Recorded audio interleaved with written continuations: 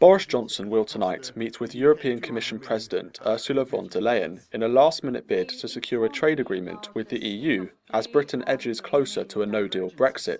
The EU's chief negotiator Michel Barnier told European ministers the talks were tilting towards no deal, as both sides refused to compromise on the outstanding issues. The main sticking points are over fishing rights, how trade disputes will be regulated, and on the so-called level playing field. The Prime Minister's meeting will aim to see if there's room on both sides to compromise and reach an agreement. Conservative MPs are urging Boris Johnson not to give in on his red lines, and if necessary, leave with no deal. I'm coming to the conclusion that I'm not sure the European Union are capable of giving us a deal that's going to be acceptable.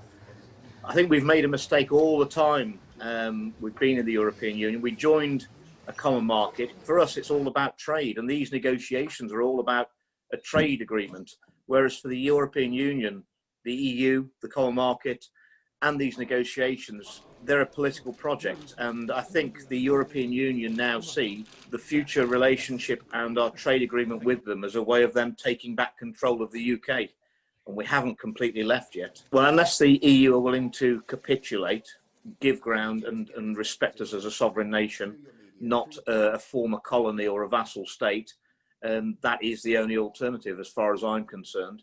And I suspect that due to their concerns about the risk of contagion of leaving the European Union, that they will not be able to offer us a no strings attached trade agreement that they've done with Canada and Japan and other countries. There would be some short-term disruption, that's for sure, and it's unfortunate that it'll be on top of the COVID situation, but no deal would be very short-term disruption until the markets sort themselves out and we have access to new trade agreements with people who don't want to make our laws, whereas a bad deal will be a ball and chain around our economy and our democracy for decades and decades to come.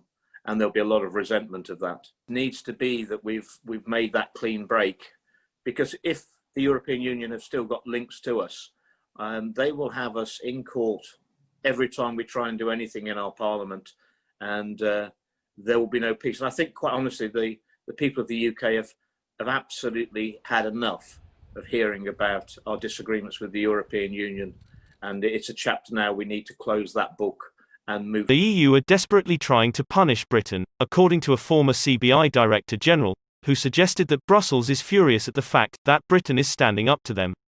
Brussels has been stunned by the UK's defiance of EU pressure, according to Lord Digby Jones. The former CBI Director General and Brexiteer told Talk Radio there is a degree of wanting to punish us, and envy, among EU states in Brexit trade talks. This comes as both Boris Johnson and the EU have warned they are unlikely to reach a post-Brexit trade deal by Sunday. Lord Digby told Julia Hartley-Brewer, "I don't think a no-deal Brexit is inevitable. There is a degree of ennui about deadlines in the EU. It is the umpteenth deadline. The only rationale for this being the final deadline is that if it is going to be a no deal, we need time for businesses to prepare." Boris told his cabinet colleagues that the EU want to punish Britain. He is absolutely right. I've talked to people in Europe about this. There is a degree of wanting to punish us. There is a degree of envy that they can't believe that Britain is standing up to them. He questioned the economic sense of the EU's tactics, adding, "They have just woken up in Europe that this is a two-way street. Where do Germany sell most cars that they make? Britain. More than China, more than the US.